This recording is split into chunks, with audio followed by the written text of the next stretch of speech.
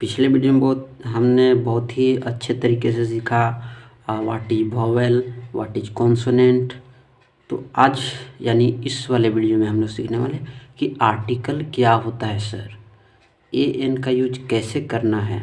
तो मैं आपको इस वीडियो में क्लियरली बताने वाला हूँ। तो आप चैनल पर नए हो तो चैनल को ज़रूर सब्सक्राइब करना, लाइक करना और शेयर करना। चलो हम लोग जानते हैं कि आर्टिकल क्या होता है। तो सबसे पहले जानते हैं कि आर्टिकल क्या होता है सर, इसका मतलब क्या होता है।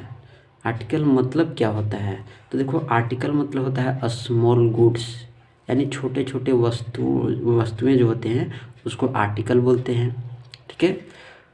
दूसरा का मीनिंग है कि a letter composition in a newspaper या मैगजीन।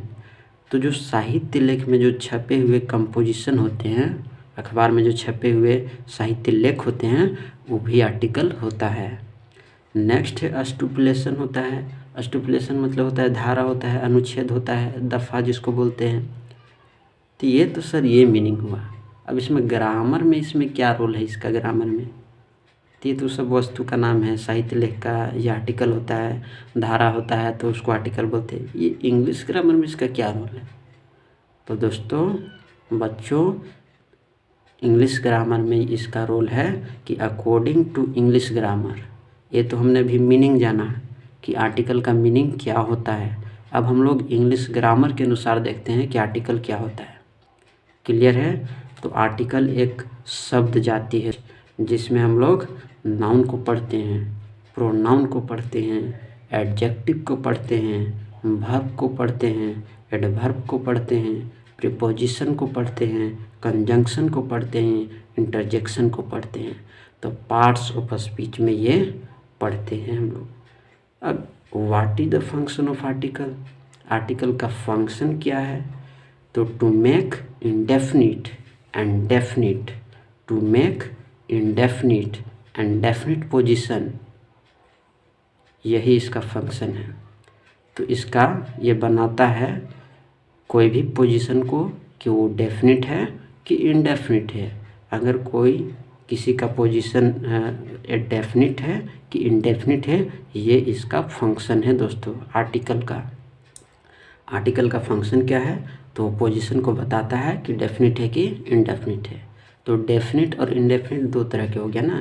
तो अकॉर्डिंग टू फंक्शन आर्टिकल को दो तरह से बांट दिए।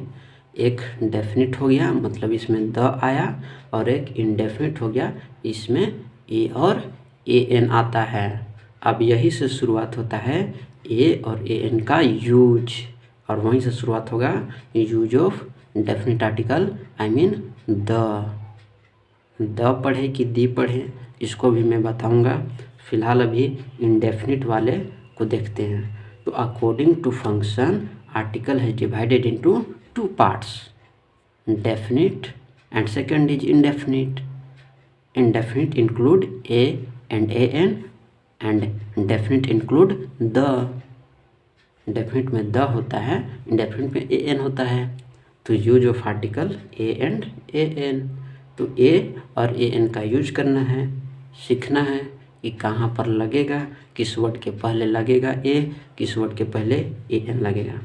तो यहाँ पर मैं आपको बता दूँ कि एल मतलब यहाँ पर लेटर डिनोट करूँगा और एस मतलब साउंड। ठीक है। तो लेटर और साउंड पर ही ये डिपेंड करता है कि आर्टिकल ए लगेगा कि ए एन लगेगा।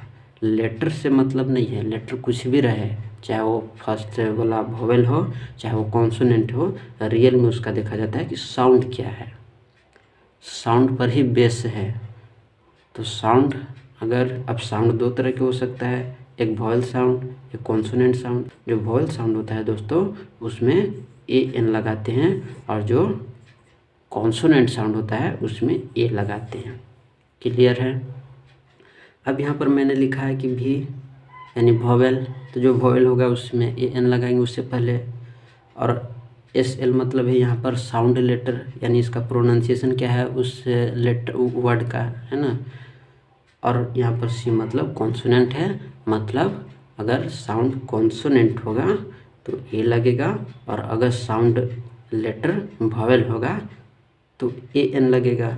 अगर साउंड लेटर वॉवेल होगा तो ए एन, और अगर साउंड लेटर कॉन्सोनेंट होगा तो ए, सिंपल सा। तो इस तरह से जो है ए और ए एन का यूज करते हैं।